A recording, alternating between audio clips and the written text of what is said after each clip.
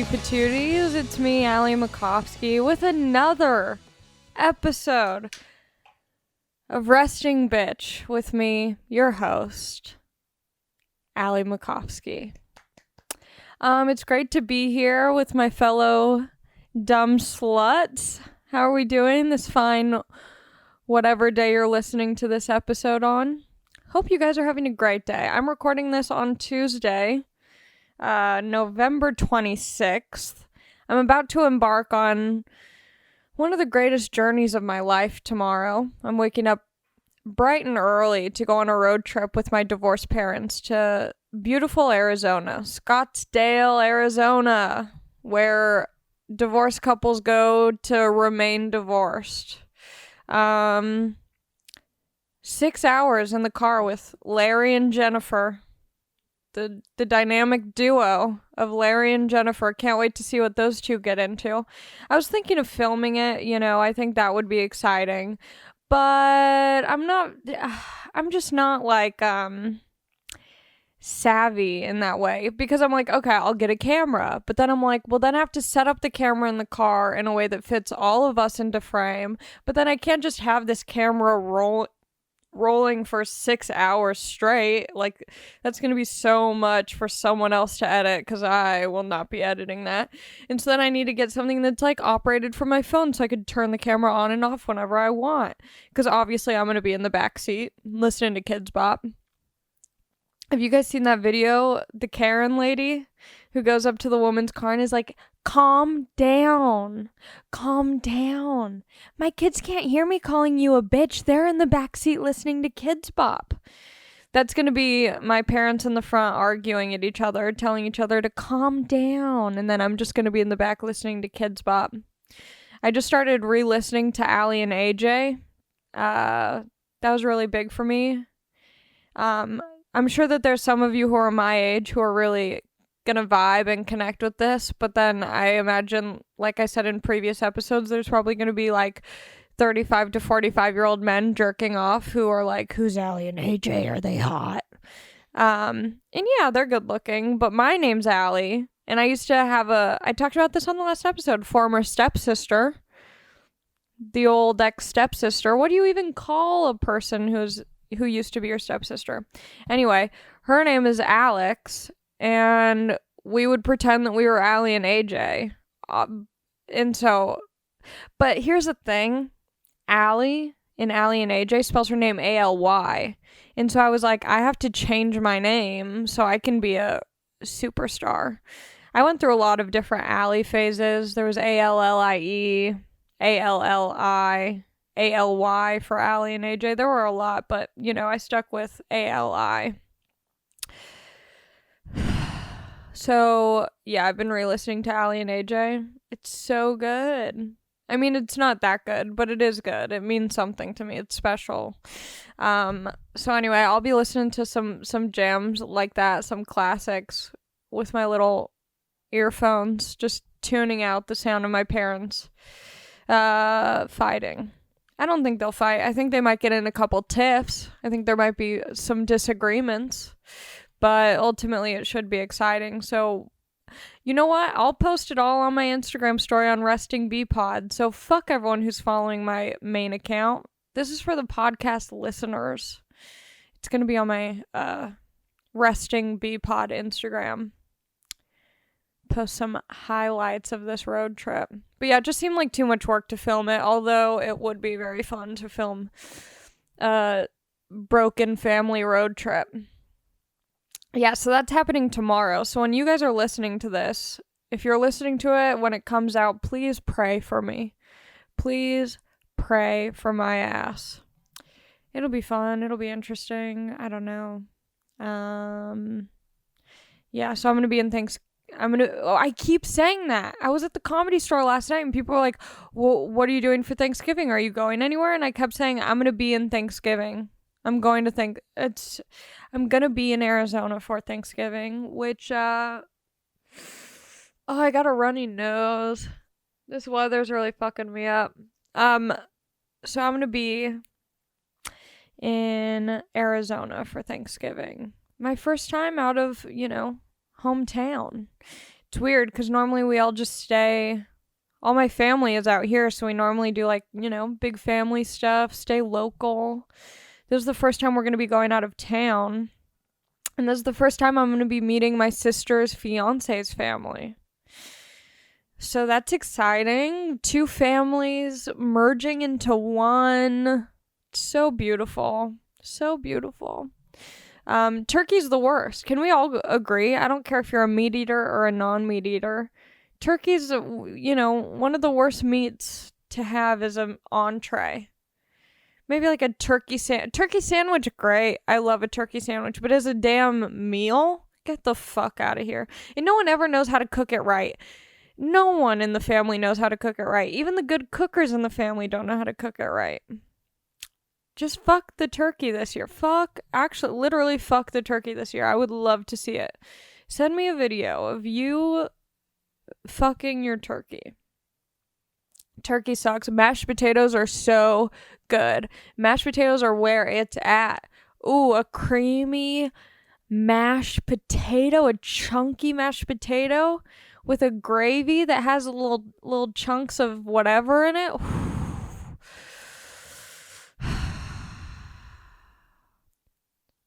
God, I love food so much. I actually brought my breakfast with me today because sometimes I eat it. You know how it goes if I eat before the podcast.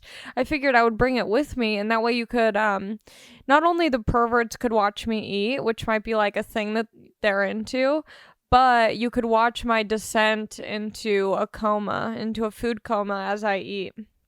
Yeah, Thanksgiving is, it's I never hold back. You know how some people in the family are like, I'm only doing one plate. I'm only going to have a little bit. I'm like, give me everything.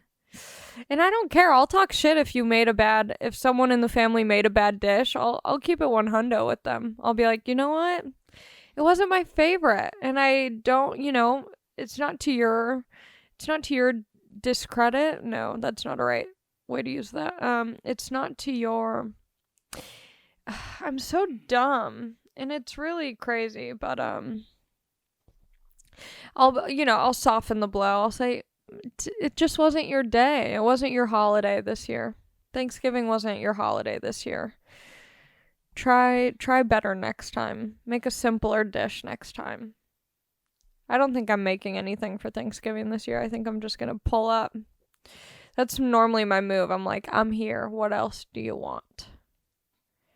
And normally they do want something else, and I just can't provide that for them.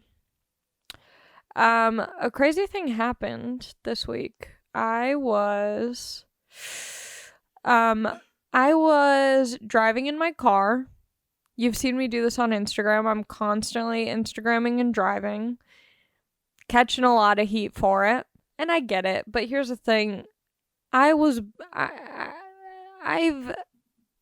passed my driver's test while I was texting, okay? I've been texting and driving my whole life. And I also, here's the thing. When I'm making videos in my car, I'm rarely looking at my phone when I'm making the video. I'm looking at the road. I'm looking at the road. My phone's in my hand, other hand on the driving wheel.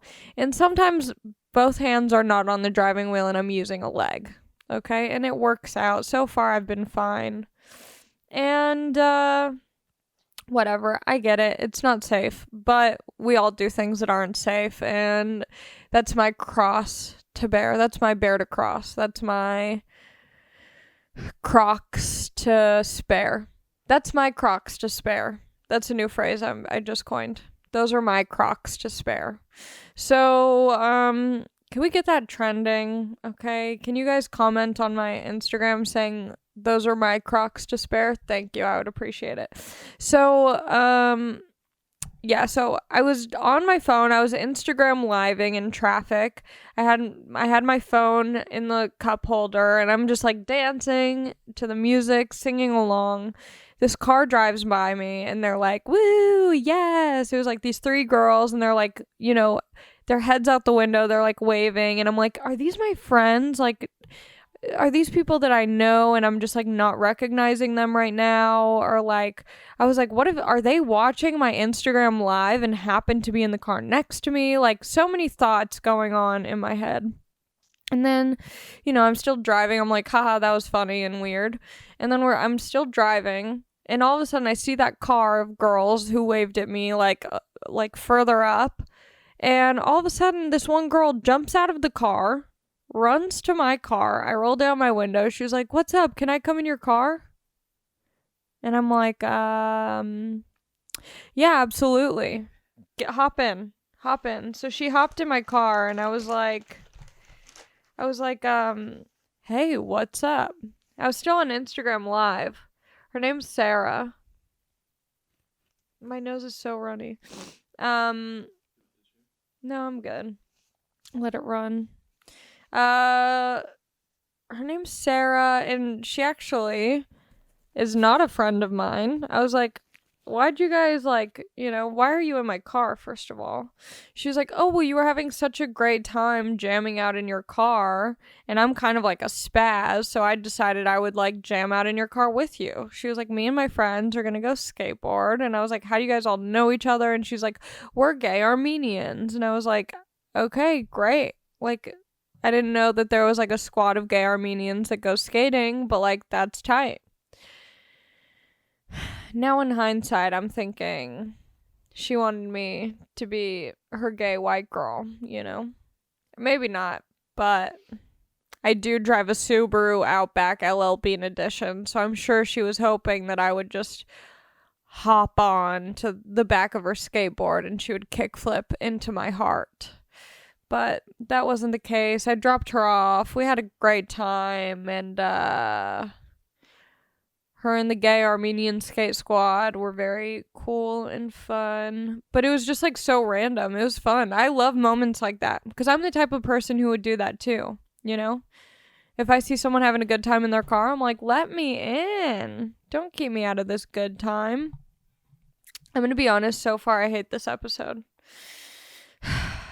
But I do believe it's going to get better. I hope so. God, I don't know. Sometimes I just am talking and I don't like the way that my words are coming out. I'm all head spaced out right now. You know what it is? We started recording earlier than normal, and I don't think my brain has caught up to my body and mouth. And that's fine. Whatever. Such is life. Just a quick update. I'm gonna be performing with Joe Rogan in Phoenix, Arizona, December 6th and 7th. So if you live in Arizona, come to the show. Or if you're already going to the show, I'll see you there. Yeah, my sister and her fiance are going to be there. That'll be fun. They've never seen me do such a big show like that. I hope my sister cries. I hope she's just like so proud of me that she just starts crying.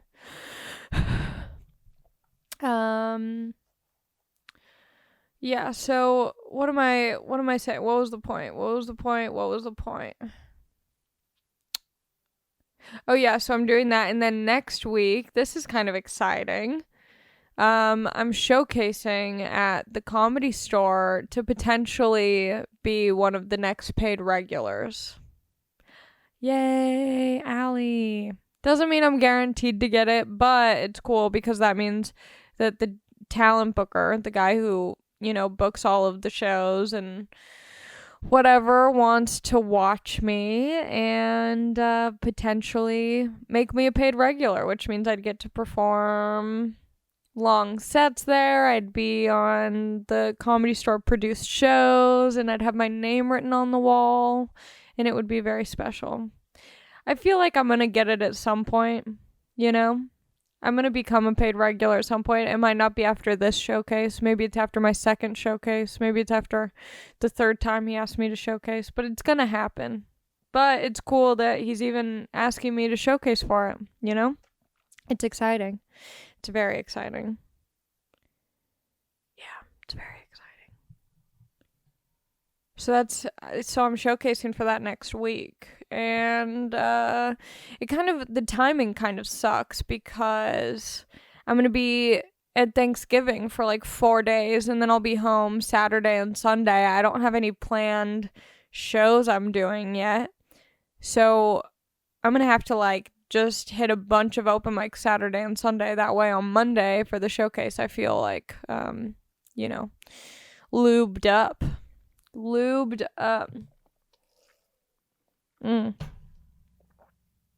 I'm gonna dive into this. I got this vegan breakfast sandwich. It kind of is like it's like a vegan McMuffin. So, yeah, I love it. Thanksgiving, man, it's coming up. What else happened? I feel like now I feel like disrespectful. I feel like if this was a fun episode, I wouldn't feel bad eating. But because I'm not enjoying this episode so far, this just feels like really disrespectful to be eating.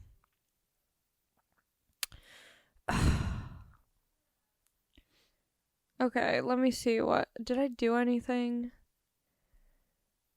No, not really. I hosted a show at the Improv. There were like 12 people there.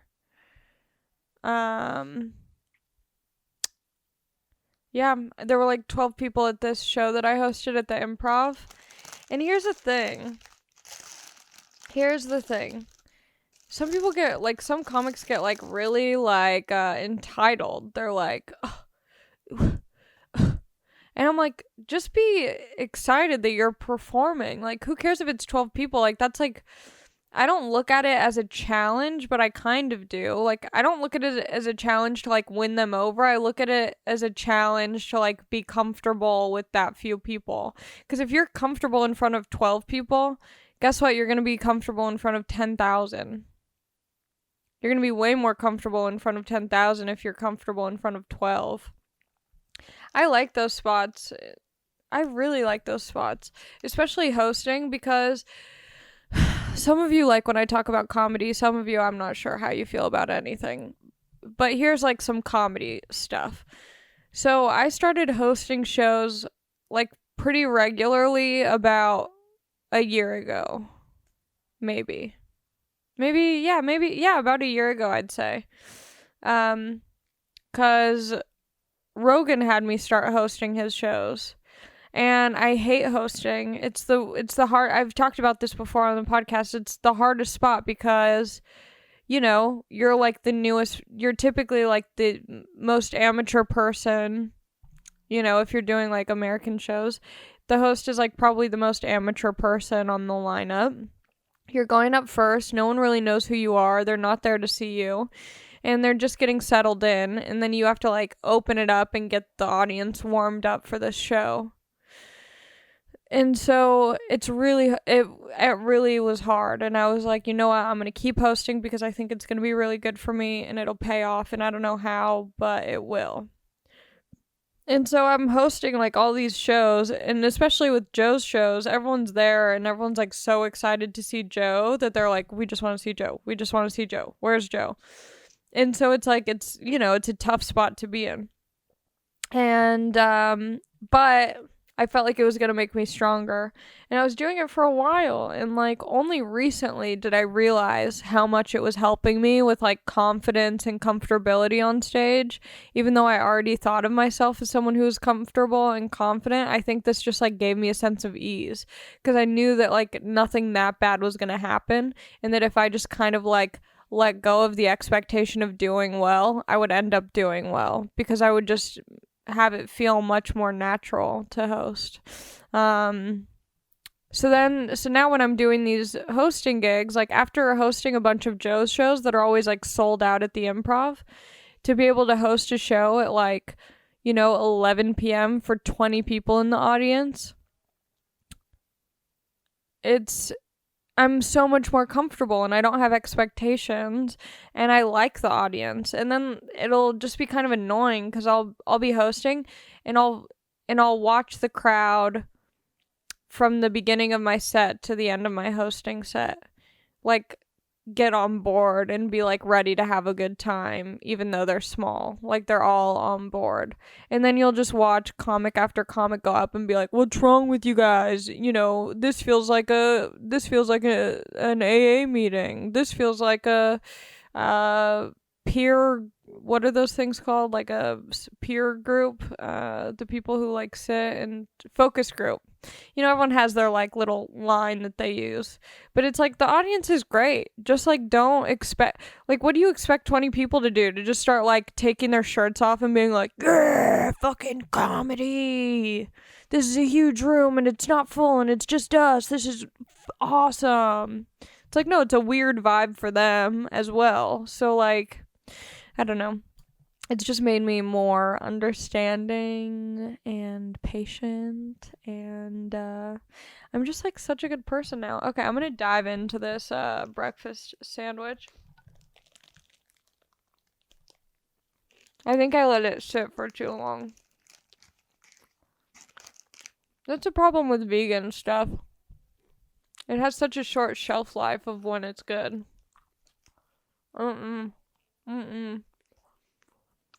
Here's the thing. The place where I got this sandwich, my ex-boyfriend works there. Not Blake, the one that I talk about all the time. My most recent ex-boyfriend. He works there, and we're friends. He's cool. But he was working today, and he made this one for me, and I told him to make it good, and I think he probably sabotaged it.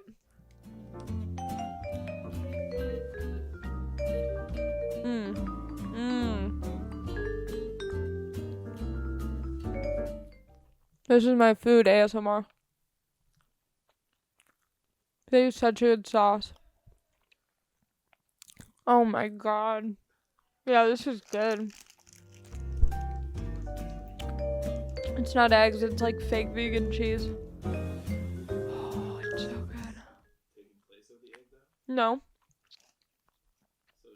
So it's this whole grain bread. It's like a vegan McMuffin without the egg, yeah. And it has this like really yummy like aioli type of sauce on it, and then this really, you know, however you would describe vegan cheese, not good, on it, and then the vegan patty, and that's really it. It's simple, but the flavors are really good. I'm not vegan, but based on my looks, people ask me when I meet someone new, they'll be like, "Oh, are you vegan?" I'm like, no, I'm not vegan just because I have pink hair. Everyone thinks I'm gonna like cancel them. I look like a canceler.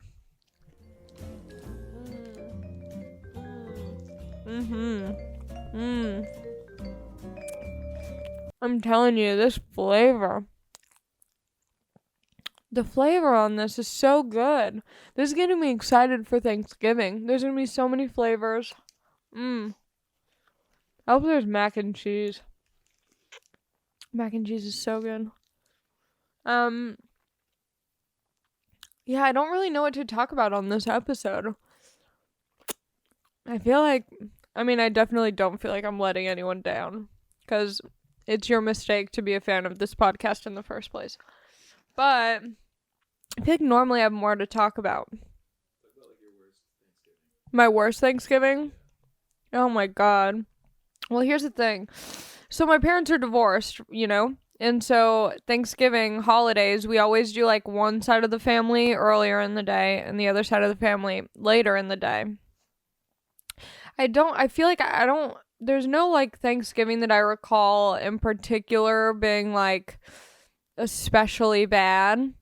But it's just interesting because my dad's side of the family's Jewish. And just the way that they all interact with each other is so different than my mom's side of the family, who's like Irish Catholic. And we don't even really spend holidays anymore with my mom's side of the family because it's like that weird Irish Catholic thing where we only got together for holidays because my grandma was still alive and she wanted all of the kids to be close.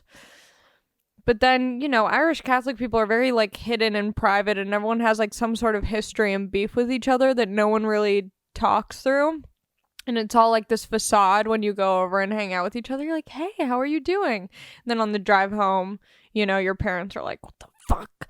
Didn't you notice that thing? That's the best part of family holidays, is the drive home when you all can talk shit on your other family members. That's the best part. If you don't do that, I feel like that's something that every family does, right? Do you do that? Like when you're leaving a family function, like you and whoever's in the car with you just talk shit about everyone there. Wow, that person is really taking a, you know, a fashion turn, or like, you know. Yeah, you always talk shit. Yeah. That's just like what you do. So it was always interesting with my mom's side of the family, because it felt really like, it just felt very like we're just doing this because we have to. And now we don't really do holidays with them. I still see my family, but it's not in like a group setting. It's individual with each, you know, aunt or uncle. My dad's side of the family, the Jews, we are an outspoken people. So if someone has an issue, like my Aunt Cheryl, I think I talked about her on the podcast before because we had beef and we got over our beef. Yeah, that's in one of the earlier episodes. So my Aunt Cheryl, she actually apologized to me for this, but one time I went over to her place and it was for some Jewish holiday, and she was like, "Are you really wearing that?"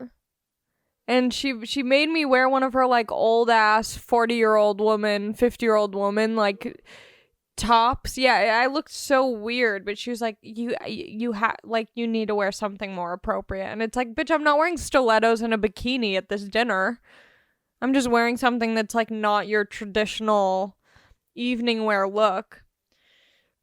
Yeah, I think some people think, because I think when I was growing up, I always kind of tried to stand out, and like I'm the youngest on that side of the family. I'm the baby on the Jew side. And so I was constantly being like, look at me, guys, I'm over here. So I always kind of like tried to stand out in some way. But now I think that they still think that I'm like trying to be different to like prove a point. And it's like, no, this is just who I've grown into. So if I'm not wearing something that's perfect, the perfect Rosh Hashanah outfit, it's not because first of all, I don't even know what Rosh Hashanah is, okay? I'm only half Jewish. What do you expect from me? I'm going to wear half Rosh Hashanah, half nightclub. But yeah, she was pissed. So yeah, and then I dissed her on Instagram, and then she was really upset because people started hashtagging mean things about her, which wasn't nice, and she ended up deleting her Instagram, and then we had a heart to heart. And I love that woman. I do love her. I just like the dynamic of that side of the family, because you know, they'll just keep it too real. Almost a little too real, but it's fun because everyone's saying how they feel rather than with my mom's side of the family like holding it in, you know, pretending there's no issues. With my dad's side of the family, everyone's like, this is why I think you're a whore, and you're like, I hear you and thank you for that feedback. Yeah, it's just a different vibe. The sandwich is so good.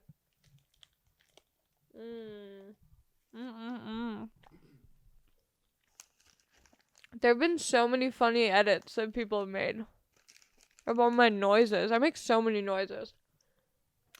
I don't even know I'm making noises when I'm making noises. Like, I always fucking do I'm always. It's so annoying. Whatever. You know what? I don't advertise myself as like you're not learning anything from this podcast, okay? This isn't like an NPR podcast. I'm not exposing anything. This is just for me to feel like I'm being seen. And I am, and it feels good to be seen. I got really into High School Musical the other day. What did I do? I feel like there was fun. I just spit so much. I feel like there's fun stuff I was doing. I'm gonna check the archives. How did your family react when you shaved your head? How did my family react when I shaved my head? Yeah. My mom was pissed. My dad liked it. My dad's a freak. He was like, man, that looks really cool. I mean, everyone reacted really weird to it at first. They were like, what are you doing? Why are you doing that? Like, but then I looked good with it. So everyone was like, damn, that's crazy. It wasn't that big of a deal as I maybe had wanted it to be. I feel like I wanted people to be like, oh my God. And they were just like, oh, all right. Wait, hold on. What did I...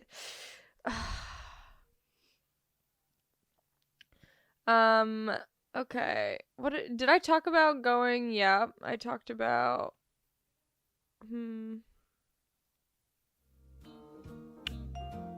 Ugh. Yeah. Oh, I talked about on my Instagram story how all of Timothée Chalamet's Instagram posts looks like he's gone missing, like he's been kidnapped, and all of his Instagram stories are like clues on how to find him. It's always like he always posts these like really vague pictures or videos where it's like he's not in it, but like you'll see his knee and then like a field, and you're like, where are they keeping him? It's funnier on my Instagram story.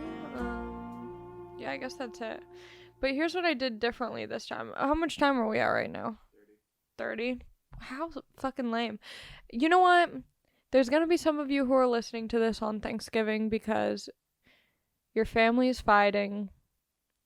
You escaped. You went into a private room. You locked yourself in to listen to me. And this is who that podcast is for. This is just me eating a sandwich, telling you everything is gonna be okay. Uh-oh. I'm a mess today. I'm a mess. I think, you know what it is? I think I look too good. I put on too much makeup, and I don't look like a real podcaster, and it shows. I'm just gonna keep eating this sandwich as if that's like a normal thing to do.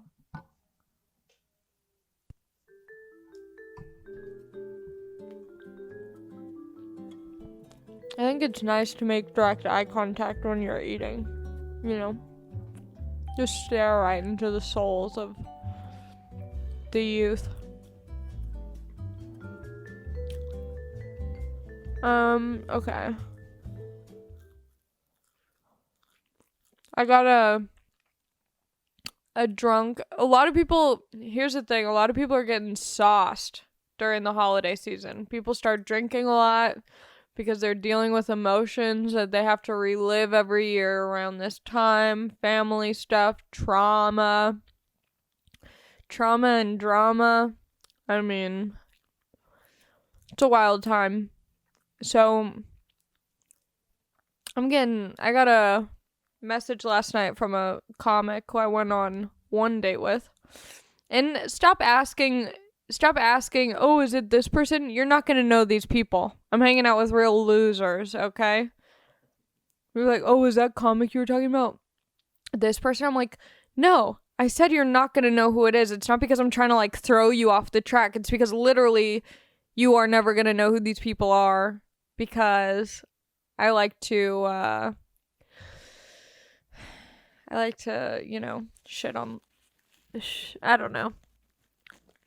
People are like, when you start comedy, don't hook up with comics. And I was like, impossible. I'm gonna hook up with comics, but I'm gonna hook up with the ones who I don't see any potential in being comics for a long time.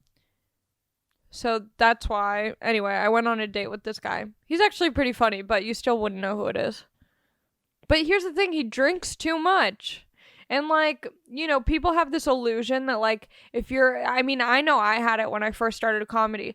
I thought that if I wanted to be a successful comic, I had to drink and, like, you know, do the whole, like, drink, maybe do blow every once in a while, and, like, stay up and do the comedy, like, dirty thing. And now I'm realizing, like, now that I don't drink, I see it in other people where they drink too much, and then it's like, even if you are funny like this person is, it's like, my impression of you is someone who, like, stays out and gets drunk, and when it's like, you could be at home doing something productive for comedy. And then he messaged me last night being like I haven't like, the last time I responded to his, I responded to his Instagram story yesterday saying, ha ha ha ha. It was a funny Instagram story. And then I saw him at the Comedy Store later that evening last night, and he said, hey, is this anything? Like, is it flirty or just how you message folk? Sorry, wrong number. This is an Instagram DM, okay? And then I just didn't respond because I'm like, and when I saw him, he was very drunk. Obviously, he doesn't mean this. And then he texted me this morning, or he DM'd me this morning saying, nothing to be alarmed about. I drunkenly tried to bang lots of my DMs last night. We're platonic as hell. You're damn right we are.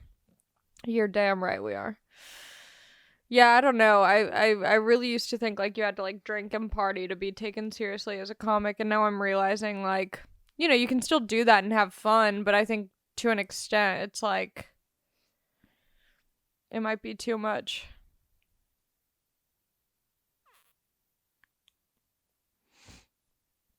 Okay. Yes, that's a fun DM. You know what I want to do? I want my best friend, Marguerite, to be sitting here because we have a chair over there. I want her to just be sitting off camera and to just be like a sidekick. I don't know why. She's like not really funny, but she's sweet. She's not funny, but she brings out the best in me. Okay. I'm gonna go. So what I did, normally I'll have you guys like ask me questions, but it's like, okay, I've only been doing comedy 5 years. You know, you haven't known me that long. What are you gonna even ask me? At a certain point, you run out of things to say. So I decided to open it up to advice. A lot of people go to me for advice. I don't know why people tell me I'm wise beyond my years. I think in some ways that's true. But I don't know.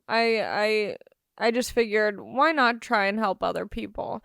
And you know what? I got a lot of great questions for people wanting advice, and I'm excited. I'm going to finish this sandwich.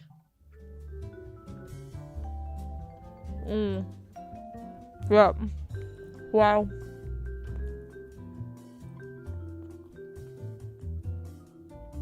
It's so good.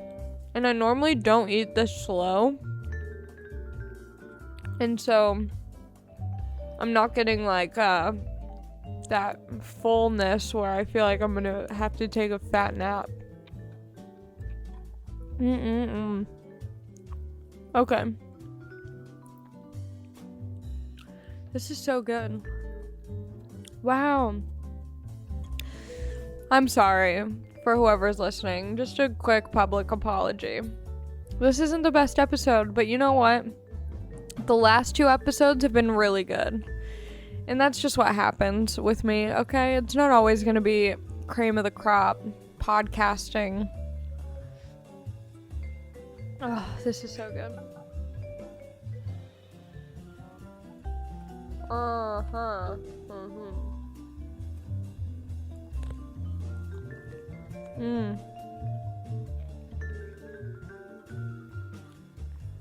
I feel like I want to ask you guys questions. Like, what are you guys up to?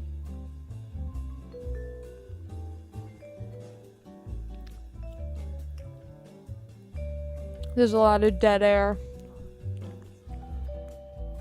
Oh, leave it in. Why not? Just in all the moments where, you know, it would be really funny. All of the parts where I'm just like completely quiet or I'm apologizing for how bad this is, you should just start playing like elevator music. Like,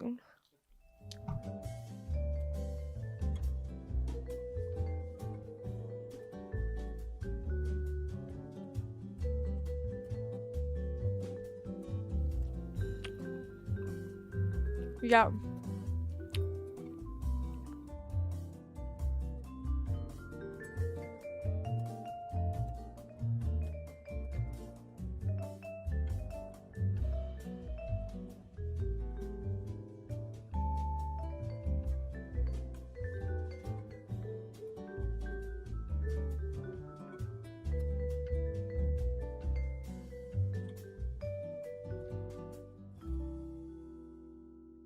It's really good. Wow. Okay, last bite.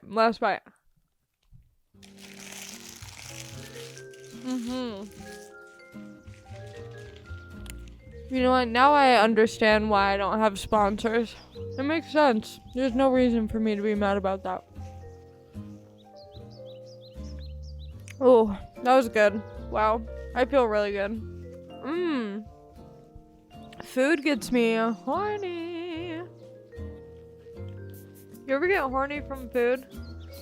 I think I have like a food problem. One time, oh my god, I just remembered this joke that I used to have, and I don't even know if it's a joke, but it's a true story. One time, I don't remember how like the joke went, but the genuine true story is I had a wet dream once.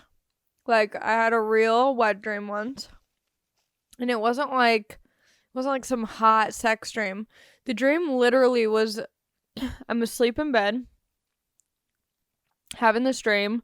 In the dream, there is a microwavable macaroni and cheese in the microwave, which are the worst kinds of like the microwavable macaroni and cheese is disgusting.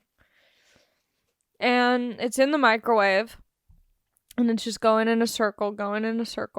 And all of a sudden, when the timer goes off, I like climaxed in the dream.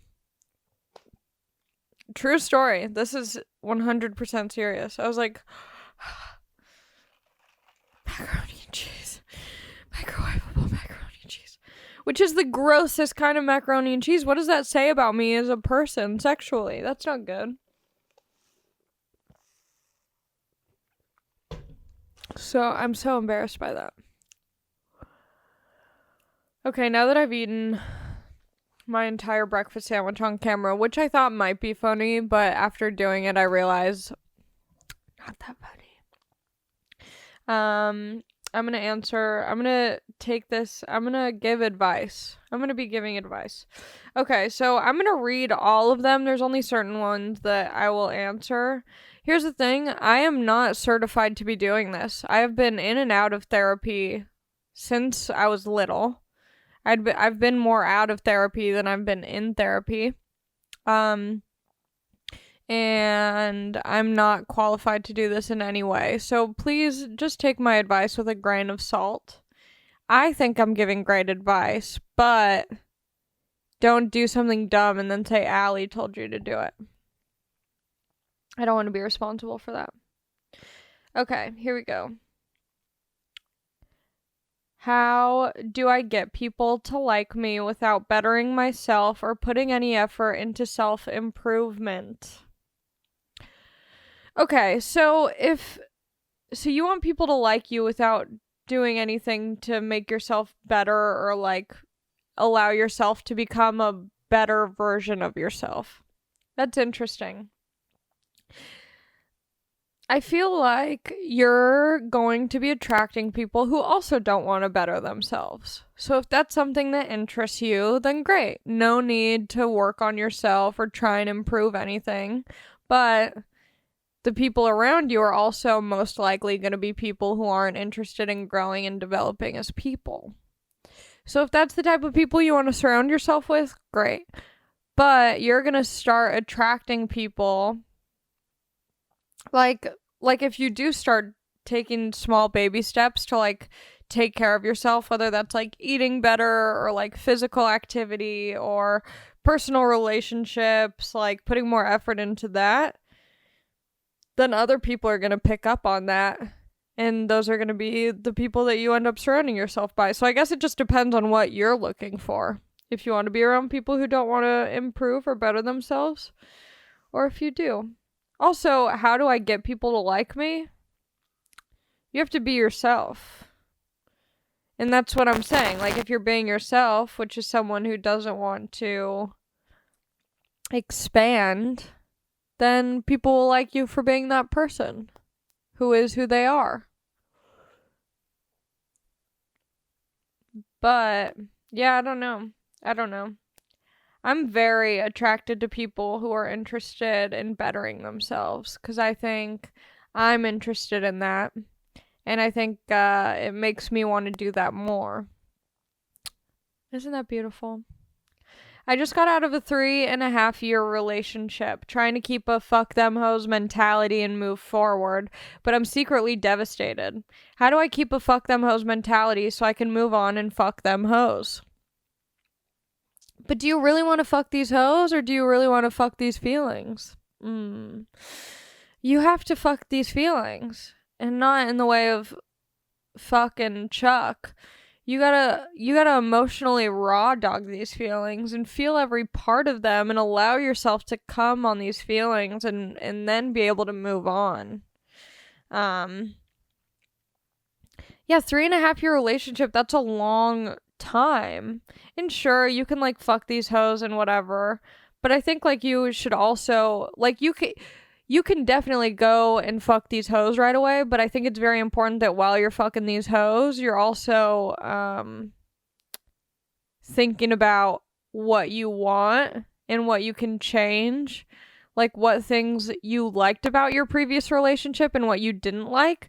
Like I would write it out. Like a list of things that were good in the relationship and a list of things that were bad and stuff like that. So that way you could see what you want your next relationship to be. And what you want to stay away from. Like maybe you and your last partner texted all the time. Were like always texting when you weren't with each other, and that kind of made it like, you know, less interesting in person, or you became reliant on them, and that's something that you don't like. And that's something that you can be aware of when you're maybe fucking these hoes, to like not text them as often, or like, I don't know. I think the most important thing is to just be honest. Like, if you are going to fuck these hoes, be like, hey, I just got out of a relationship and I might not be, like, completely emotionally available to, you know, handle what comes next. And that way no one gets hurt. And if they do get hurt, that's just, you know, on them. And you don't have to take any responsibility for that. Someone said, I am in love with you and don't know what to do. Please help me. Sorry. I'm in love with you and don't know what to do. Please help me. I would say, find someone you can love who maybe, lives closer to you or something. I don't know where you live, but I imagine it's not near here. Right now, I'm trying to decide what to major in. One will make me happier, but the other will make money. What's more important? That's a great question. I would say do the one that makes you happier, because if you're happy when you're working, you're going to find new creative ways to end up making more money, and people will feel the passion and the joy that this job brings you, and they'll want to hire you to do this thing. Or they'll want you to, like, whatever it is, they'll fully support you because they can feel that you like what you do. And it might be a long time until that happens, but at least at first, even if you're not making that much, you'll be really enjoying it and growing and getting better. And by the time that people do see how fulfilled you are by whatever this is, you're gonna make money from it. Because it's like you can because you're deciding what to major in. You could major in the one that's going to make you more money, but what happens if you end up getting a job in that particular thing and you aren't even making that much money? You thought you were going to be making more money, but the certain job that you got, or, you know, whatever the circumstance is, like, you're not always guaranteed to make a lot of money just because you go into a money-making profession. So, you know, you might as well be happy and not making money, because you will find a way to make yourself profitable. I'm so good at this. I think I'm good at this. I need help with kicking my roommate out of my apartment because he can't pay rent. Yeah, that is a sit down, one-to-one honest conversation. Yeah, I mean, that's really all you can do is just like sit down, have a open dialogue. Don't hold any anger towards him in the conversation. Allow him to speak for himself, because maybe you don't even know he's like going through a hard time, which doesn't mean that you need to let him stay there. Like, you know, everyone goes through hard times, but maybe there's some sort of mutual thing that you guys can work through. maybe he's like, this month has just been really hard, but I'm going to be able to like have it next month. And you're like, okay, if that doesn't happen, you'll have to leave on this date, and make sure you get it in writing and get a signature. But yeah, if you can't pay rent, like, you're not responsible for anyone else's things, and like, they're gonna find a way, you're not gonna be the cause of someone's like homelessness, because I feel like it's really easy to go to like the most extreme. You're like, but what if I kick them out and then they have to live on the street and they start doing drugs and they die? And it's like, or what if they find a place that they can afford and they're happy there and they don't feel burdened by this overwhelming sense of having to pay this rent that's not in their wheelhouse of money? You never know. How do I not be allergic to milk? Let me know when you find out. I'm not that allergic, but my stomach gets a little bit weird. How do I get my crush to like me, man? Yeah, I don't know. These are like those questions that I ask in middle school. I'm like, if Jeremy just liked me, then everything would be okay. There was this guy, Jeremy, who I had a huge crush on. He had like a bowl cut. I think he might still have it now. He's a good Christian man. Loves the Lord. And had such a big crush on him. He was a grade younger than me, which was pretty steamy in middle school. And we would talk on AIM all the time. And I remember he said, how much does a polar bear weigh? Enough to break the ice. And I was like, this guy's crazy. And then like polar bears became our inside joke, but we never talked to each other at school. We only talked to each other on Instant Messenger. And then one time we did talk at school, and I was like, oh my God, I was freaking out. And my friend, I think it was either my friend or his friend, like, I think one of our friends broke up with us, for us. I forget who it was though, but I was obsessed with him. I was so like dick hungry in middle school. I wasn't sexually active until high school, but I was always like boy crazed. Even in like elementary school. You know what it is? The lack of love from my real father. I'm reading this book right now. If you guys like really I don't know, this is like a you'll know by the title of this book is called The Drama of the Gifted Child. And it's this book about childhood trauma and how that affects you as an adult and why it's your parents' fault and you have to... It's really weird. I don't know if I fuck with it that much, but it is interesting. There's certain parts of it where I'm like, okay, I get that, but it seems like a little bit too much like, it's all your parents' fault, which I'm like, yeah, of course, but also like there's only so much that they can do. Why did I bring that up? Oh yeah, but it talks about how especially with relationships and starting a family of your own and stuff, so much of your childhood self is trying to be like seen or heard or loved through your current relationships because you haven't gotten over the fact that your childhood wasn't what you wanted it to be. Ooh. And once you realize that, and once you grieve the loss of your childhood, that's what the book is really about. You have to mourn the loss of your child. But I think this is only for people who have had like trauma. But here's the thing, 2019, most people have had trauma, but we minimalize it. We don't think it's trauma because our idea of trauma is like war, people who've been to the war, and like, you know, people who have like seen traumatic things or like been involved in like violence. And it's like, trauma can be a little bit more up in the air. It's not all like gunshots and grenades. I think a lot of people can have varying degrees of trauma. I would say my childhood was traumatic.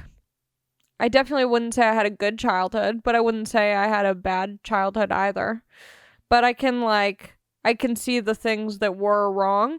And what's nice about this book is you just understand, you're like, that's over. My childhood is over. I'm a grown woman now, and I don't need people to show me like love and nurturing. Not in like a cold way of like, I don't need anyone. Like I like having people around that I can rely on and like be loving towards, but I don't need. And I think when I was in like middle school and high school and like literally not that long ago, like I needed that feeling of like being cared for, when really it's like, no, I'm good. I can do this. So anyway, that book is very interesting if you like books. Another book I would recommend first is The Alchemist. If you haven't already read it, The Alchemist is great if you're trying to figure out what to do in your life. Okay. And it's a really easy short book and it's really cute and I like it a lot. Okay. Here we go. She has, oh, wow, this is, okay. How do I communicate a girl? How do I communicate a girl who just doesn't message back? She has expressed that she likes me and thinks I'm funny, smart, and attractive, yet she never responds to my messages. To the point I have asked her if she's too busy, and she avoids the question entirely. She has told me she is busy, college stuff, but still somehow doesn't have the time to text. I am confused and need advice. Yeah, you do sound confused. Here's the thing. I don't know this girl, so I can't really speak for her, but I know older Ali, former Ali, previous Ali. I don't know what her intentions are, because there's two angles I can look at this from her perspective. You're saying there's a girl who I talk to who just doesn't message me back, but she expressed that she likes me and she thinks I'm funny, smart, and attractive, yet she never responds to my messages. Here's the two sides. One is that she does like you and she does think you're funny and smart and whatever, but maybe she's just not sexually or emotionally interested in anything serious with you. And she might feel bad and not know how to honestly express that in a way that comes across to you. Where you go, oh, I know 100% that she's not interested in me as anything more than a friend. That's one scenario. And she, like I said, she just might not be good at explaining her feelings in a honest, clear way. So that's why you might still be thinking, what is this? She says these things, but it might just be like a soft way for her to get out. Another thing is that, yeah, she does like you, but maybe she's just like not super into texting, because sometimes like I might be interested in someone, but if they text me too much, I just kind of like shut down and I'm like, I'd rather just like see you in person or like hang out. So what I would try to do is, if you really like this person, set a time to hang out, or a time like, you know, within the week, one time to like, you know, FaceTime or talk on the phone and like have, you know, schedule out like an hour just to hang out and see how that goes. And if she wants to, then it'll be clear that she wants to hang out with you and that the texting thing is nothing personal. But I think that's a good way to see where someone's at, because you don't want to be giving someone 80% and they're giving you 40%. You want to match someone. And so I think that can be a helpful way to see where they're at, so you can match their energy. Damn, I'm so good at this, it feels like. Probably a cheesy one. I feel kind of lost in life. Job's pointless, no meaningful relationship, just cruising by. I do gym, yoga, etc., but still feel empty. Everything's pretty meh in my life. Any advice how to change it? Damn, boy, I feel that hard. I think that's a very relatable feeling. I think a lot of people feel that way, and I just want to let you know that you're not alone. I think it's really difficult to find something that might, like, you know, excite you or get you like that feeling of fulfillment. I think it takes a while to find that thing. And like, even though I have comedy, which is like the thing that I like love doing and like brings me joy and fulfillment, it's like, it has to be kind of like multifaceted. There has to be like other things that I'm doing, and it is hard to find the thing that you enjoy. And I think that it's great that you're like, you know, doing the yoga and gym and stuff like that. Like, it shows that you're taking action, and I think that's the most important thing. And don't put pressure on yourself to find something right away that makes you feel good. It might just take time and it might come out of nowhere. I would say just like keep searching around, keep doing your thing. Take walks, talk to strangers. That's really fun, talking to strangers, because you might meet a stranger that ends up becoming like a good friend and they might have like a fun hobby that you guys start doing together. So I would just say, like, you know, as long as you're not isolating, you'll figure it out. And yeah, I don't know. I can get in like these weird slumps where I just go on like YouTube K-holes where I watch, you know, celebrity interviews. I've been watching a lot of Robert Pattinson interviews on acting because I've been going on auditions and stuff and I just don't feel like I'm good at it and I want to get better. And so I keep watching like all of these actors and actresses interviews. I've been watching a lot of Billy Crudup interviews. He's so good. I'm tweeting about him every day starting yesterday. I'm doing one tweet about him a day in all caps about how great he is. I just think he's the best actor. And just like person, he seems so cool. But yeah, I'll go on like, dude, I'll be in like a YouTube K-hole where I'm just like zoned in and like I'm just watching for hours. And I'm like, what am I doing with my life? And I think sometimes that's okay, but I think we can definitely be like hard on ourselves and be like, why am I doing this? And it's like, sometimes I just want to fucking check out and that's fine. And I don't need to like punish myself because I feel ashamed of it. There's no reason to. Anyway, okay. I'm too afraid to have sex. I think I'm going to fuck up. Send help, please. This is coming from a gentleman, I believe. I'm too afraid to have sex. I think I'm going to fuck up. Here's the thing. No one's really that good at sex. If that's why you're afraid to do it, I would say that's fine. Like, that's okay. There's no rush to start boning. But if you meet someone and you want to bone them, don't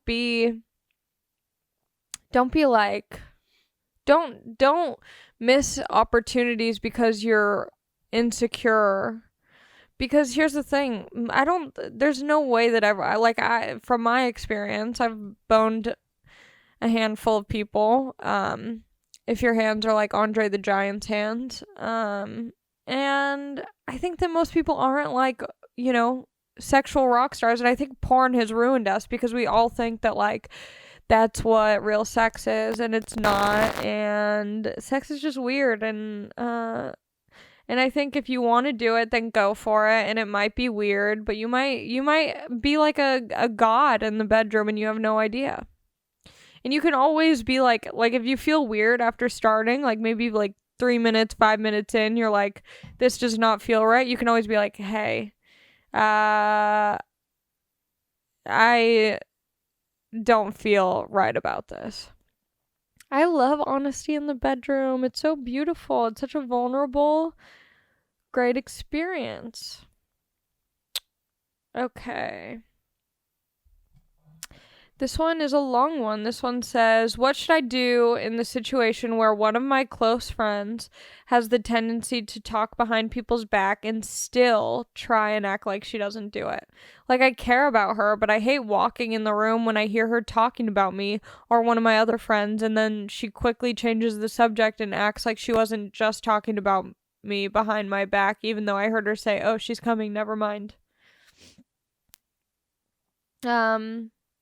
You gotta drop this friend. Or, you don't have to drop the friend, but you can make it very clear that you don't like being talked down to and that you don't want to spend time with her in person, but you'll still be her friend, and that you think that maybe something just has to change, because that doesn't feel good. I had to drop friends because I didn't like the way that they were treating me, and as much as I really like those friends, I think if I set boundaries for myself, because that doesn't feel good when you're, just because you like that person, because I had to do this, and I liked this person, and I liked hanging out with them, but every time I left, I would leave hanging out with them being like, I don't feel good. They made me feel bad about myself. And as much as I like hanging out with them, like, I don't want to feel bad about myself. There's no point in that. And so Now I just don't hang out with them. But if they hit me up, I'll text them. But like, I just think you have to set a boundary, because who knows, maybe in like, a year or a couple months, they'll realize like, oh, you know what? I don't want to be this person who talks about people behind their back. I used to have this friend, Lindsay. Well, and this is what I'm thinking about, but this was in elementary school. I don't know how old you are. I hope you're not listening to this in elementary school, because like, what? But I had this friend in elementary school, and we're still friends to this day. But in elementary school, she would talk about me under her breath when I was hanging out with her. Like, we'd be like playing Monopoly, and she'd be like, "Oh, you're so annoying, Ali. I fucking hate you." And I was like, I can hear you. You're literally just whispering under your breath the things that you don't like about me. And it was the craziest feeling ever. And I got really mad and left. And we ended up being like friends on and off and on and off and on and off. But now that we're older and she doesn't talk about me under her breath, we are still friends. But I think it's like good to be aware of how that makes you feel, and then be able to like separate yourself. It's what's it called? Love with detachment. You can still love that person and be their friend, but you don't have to hang out with them as much or as often, and that way you don't feel like you're constantly being talked shit on. This person said, how not to be nervous for a first date. This is what I used to do. I don't know if this is good advice though, because it might be like setting up a weird thing, but I always try and treat first dates like it's a friend of a friend. Like I'm meeting with a friend of a friend. And like I'm supposed to be catching up with them. That way it doesn't feel like there's pressure, and I just feel like I'm getting to know someone, and the reason I'm getting to know them is because they're already like friends with someone I know. I think it's like easier for me to like process it like that, because then if I think of it as a date, I like change my personality in this really weird way. Like I feel like I'm acting. Like when I go on a date, I feel like I'm acting. I'm like, this is what girls do on dates. And then it's like I'm not presenting my true self. And so if I treat it like I'm just catching up with a friend's friend who I've never met, then that way it like just feels a little bit less forced and more natural. I hope that helped. I don't know. And just like take care of yourself before the date. Take a shower, make sure your room is clean, put on clean clothes, and then you'll just feel good, and you'll feel like excited to go out for the night and do something fun. It doesn't mean you're not going to be nervous, and you're allowed to be nervous. I think that's great that you're nervous. It's a normal feeling. So just like enjoy it. Feel that feeling. There's a lot of people who are dead who don't get to be nervous about things ever again. So enjoy the nerves. That took a dark turn. I think my best friend has become bisexual to get closer to my ex-girlfriend. That is a lot of, I don't even know how to read that. I think, well, is this person, is it a guy or a girl? Because I think that makes okay. I think my best friend, this feels like a math problem, but with sexuality. I think my best friend has become bisexual to get closer to my ex-girlfriend. So that means it would be a girl best friend. Well, not necessarily. God damn it. Gender's confusing. Have a threesome or stop being friends with any of them. I couldn't give you advice for that. I'm sorry. That seems like a lot.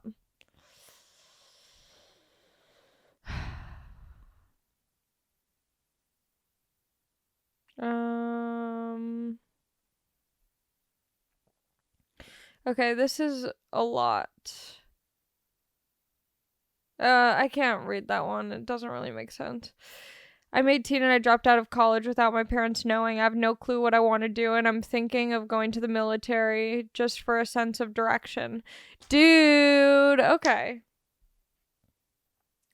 So, I dropped out of college, and when I dropped out of college, I went to Israel for a month. I'm gonna finish with this piece of advice. There's so many more though, and there's so many good ones. Like, I want to keep doing this because there's so many good ones. Oh my gosh. Okay. So you are 18, you dropped out of college, your parents don't know, and you think you want to join the military for a sense of direction. In this YouTube K-hole I went down, I've been obsessed with Adam Driver as well. He's a great actor, but he went to the military after 9/11 because he felt like he didn't know what to do. He didn't get accepted into Juilliard, and he felt like he wanted the sense of patriotism and whatever. So he went to the military, ended up going into Juilliard after that, but he really enjoyed it, and it helped him become who he is today. So I think that it can have like a really positive experience on people. I was going to do that because I had dropped out of college, and when I left college, I went to Israel for a month, and I had a really great time over there. Like, I think it was like the first time I truly felt independent, and that's why I had such a good time over there, because I wasn't going to any classes. I wasn't getting in to a house with roommates. I wasn't at home. Like, I was just doing my own thing, and so I felt really free and independent. And I was like, what's a way that I can keep this feeling going and because I felt really lost as well. Even though I had done one open mic previous to this, and I knew I wanted to do comedy, I just felt really lost. Like, how was I ever going to do that? And I need purpose and direction and structure in my life. And so I figured, you know what, I'll join the Israeli army. That way I can live in Israel. And I wanted to be like a medic in the army and just like help people. And so I went home and I started like, signing all of the paperwork and getting ready for it. And I told my mom. My mom knew that I was not going to go back to school, but she was like, what are you going to do? What's your plan? Because I think I was living with her at the time. And I was like, I am going to join the Israeli army. I think it's going to be really good for me. I'm going to, have like structure and purpose and stories and maturity. And by the time I get out, I'll finally be 21, so I can perform comedy wherever I want to, and I won't have to use a fake ID. And really, I think I just was looking for an escape. I was looking for something to kind of just like get away from reality. That would like be like a false sense of reality over there. Because there's coffee shops where I could have done open mics, and there's, comedy clubs that allow, people under 21 in for the open mic, and I was just trying to kind of like run away from problems. But I think I don't think that's a terrible idea. I think consider it and consider other options realistically, and I think you should also tell your parents, because even if you don't want them to be right, they probably do have a good idea of what is best. Maybe not though. But when like your parents say something and you really don't want them to be right, so you're like, you don't even know me, fuck you, that's a terrible idea. And then like, maybe a couple days later or a week later, or even like looking back on it a year later, you're like, they were right, and I just didn't want them to be right. So run it by some people that you trust and people that know you really well and aren't just gonna like support you because they're, they don't know what to do in their life.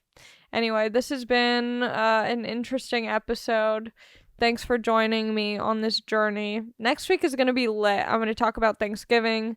I'm going to talk about showcasing as a, potential paid regular. And I'm sure there's going to be a lot to talk about next week.